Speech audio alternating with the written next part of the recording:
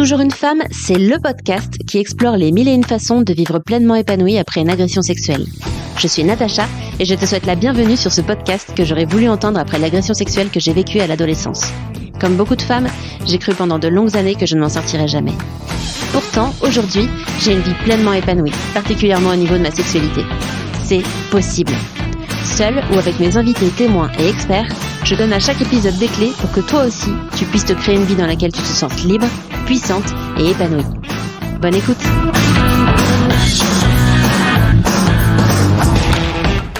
Un jour, j'ai failli tout casser. C'était il y a quelques années maintenant, au moment où j'étais en train d'avancer, de me faire suivre par un psy, et où je me faisais aussi coacher sur le sujet. Et il y a des choses qui sont remontées. J'en étais en train d'en discuter avec mon ancien compagnon et je lui expliquais ce qui se jouait en moi, ce que j'avais compris pendant la thérapie, etc. Et j'ai senti quelque chose monter, quelque chose de très fort, de très très fort, à tel point que je commençais à me sentir mal, j'avais la tête qui tourne. J'ai essayé de me lever et quand je me lève, j'arrive plus à marcher. Enfin, j'ai les jambes toutes flagadas. Vraiment, ça m'atteint très fort. Et à ce moment-là, mon compagnon a eu un très bon réflexe. Il m'a emmené dans le canapé et il m'a dit est-ce que tu veux frapper dans un coussin?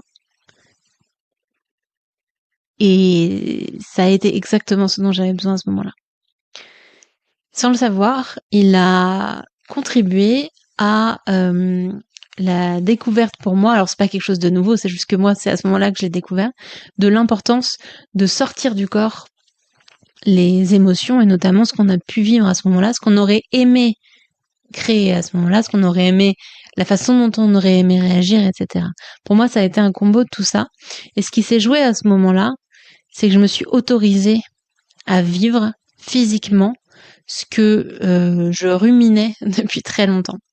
Donc il y a plusieurs choses qui se sont jouées. Donc ce qui s'est passé, c'est que du coup mon compagnon a pris un coussin, genre le gros coussin du canapé là qui sert d'assise derrière, donc vraiment un gros truc bien costaud. Et à ce moment-là, j'ai lâché et je lui ai dit maintenant tout ce que je vais dire et tout ce que je vais faire, c'est pas contre toi, parce que je sentais que il y avait beaucoup de choses qui allaient sortir, que c'était en train de bouillir, que ça faisait des années que je le retenais et que ça avait besoin d'exploser. Et chez moi, la colère, c'est quelque chose que j'ai du mal à exprimer parce que j'ai encore une vision de c'est pas très bien la colère. Donc du coup, pendant toutes ces années, je l'avais contenu.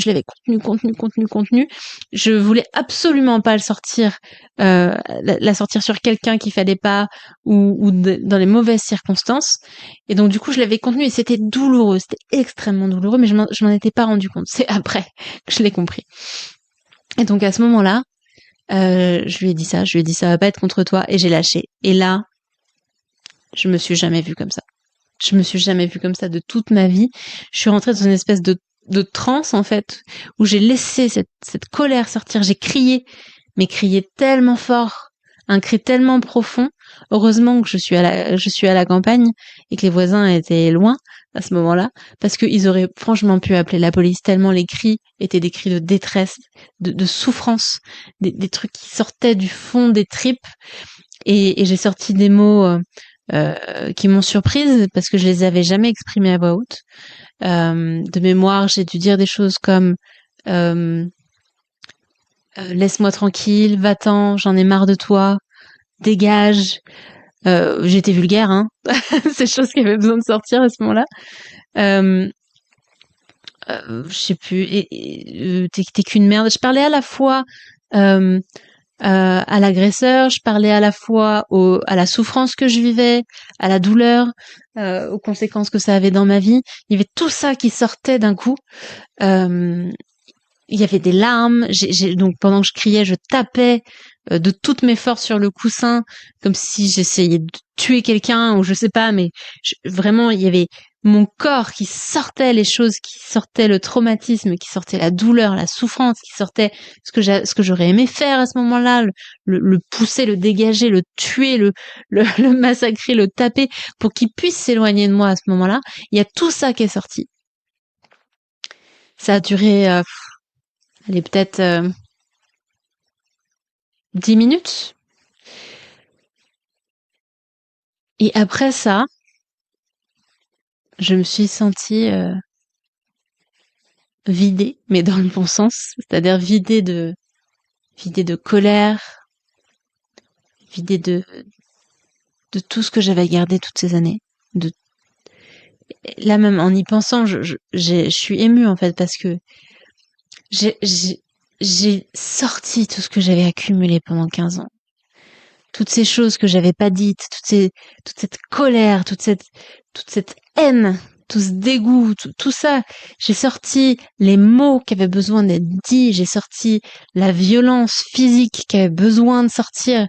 C'était une façon aussi de reprendre le pouvoir, de montrer que je pouvais aussi taper, que moi aussi je pouvais faire mal. Euh, et tout ça s'est sorti et ça m'a fait tellement bien. Je me suis libérée de tout ça.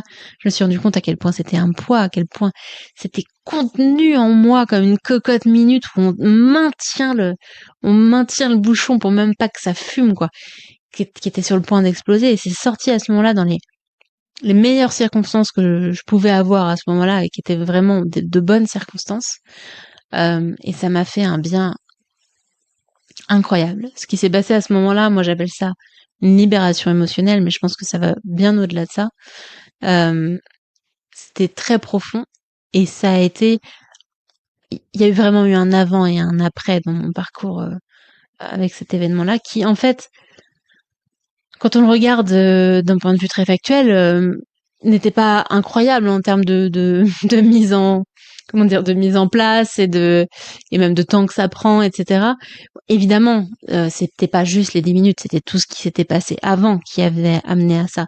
Mais ce moment a été une libération incroyable et m'a permis derrière du coup de continuer à avancer parce que dans une évolution, dans un chemin de guérison, on a aussi des étapes à passer.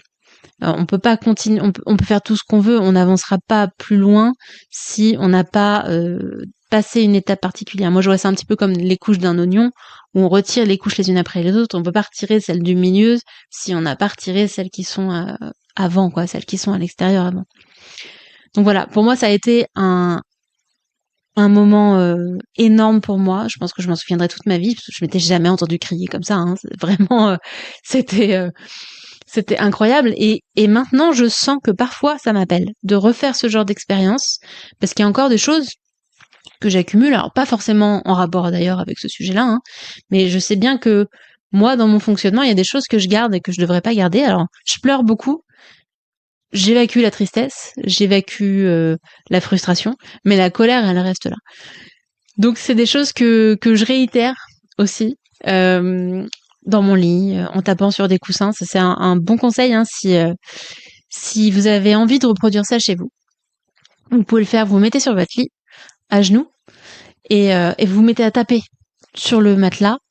Euh, si vous pouvez, si vous vous sentez assez en confiance et que les conditions le permettent, criez, hurlez, dites les choses, les mots qui viennent et qui ont besoin d'être exprimés. Si à ce moment-là c'est pas possible, ce que tu peux faire, c'est de faire comme si tu criais.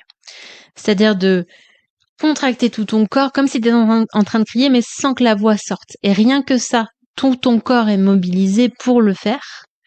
Même pas tes cordes vocales, mais ta gorge, tous les muscles de ta gorge, etc., sont sollicités.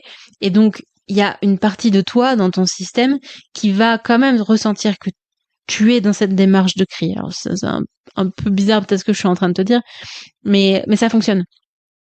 Ce sera évidemment jamais aussi bien que hurler pour de vrai et se péter la voix, parce que ça fait mal du coup à la gorge après, mais ça a un vrai effet. Donc, si je répète, tu te mets sur ton lit, tu mets des coussins devant toi éventuellement, et puis tu tapes de toutes tes forces. Alors, essaye de pas te faire mal, hein, de juste devant toi et tu tapes tout ce que tu as envie de taper.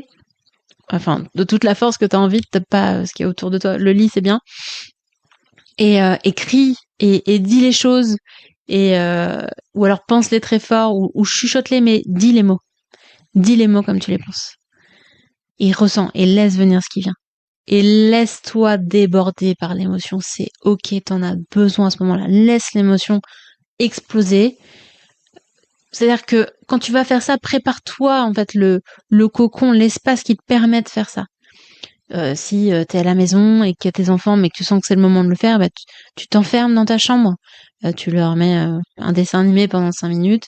Euh, euh, Même si t'es contre les dessins animés, enfin, autorise-toi ça. Tu leur mets un dessin animé pendant 5 minutes, un quart d'heure, et tu t'autorises ça. Et si t'as peur qu'ils t'entendent, ben ne crie pas pour de vrai. Dis les choses tout bas. Contracte tout ton corps comme si t'étais en train de crier en mode. Oh, si tu m'écoutes juste en podcast, tu me vois pas. Mais vraiment, euh, fais comme si t'étais en train de crier et sors ça. Sors ça. Tu verras l'effet que ça fait. C'est incroyable. Ça fait du bien. C'est pas forcément suffisant, mais c'est une étape. C'est une étape qui te permet d'avancer sur la suite, qui permet de lâcher des choses au passage, qui permet du coup de te sentir mieux, du coup d'avoir plus d'énergie, plus de force pour la suite. Donc c'est vraiment un cercle vertueux. Voilà, j'espère que ça résonne pour toi. Tu peux taguer le compte Toujours une femme en story sur Instagram. Je réponds à tous les messages, à toutes les stories. Ça me permet du coup d'être en contact avec la communauté que je peux pas avoir du coup avec le podcast. Je te remercie infiniment pour ton écoute et je te dis à très bientôt. C'est la fin de cet épisode. Je te remercie pour ta chaleureuse écoute. Si tu veux être informé des prochains épisodes ou en savoir plus sur comment j'aide les femmes ayant vécu une agression sexuelle à se créer une vie dans laquelle elles se sentent libres, puissantes et épanouies, rejoins ma newsletter sur toujoursunefemme.fr/newsletter. Tu retrouveras le lien en description. Je t'envoie tout mon amour et à très bientôt.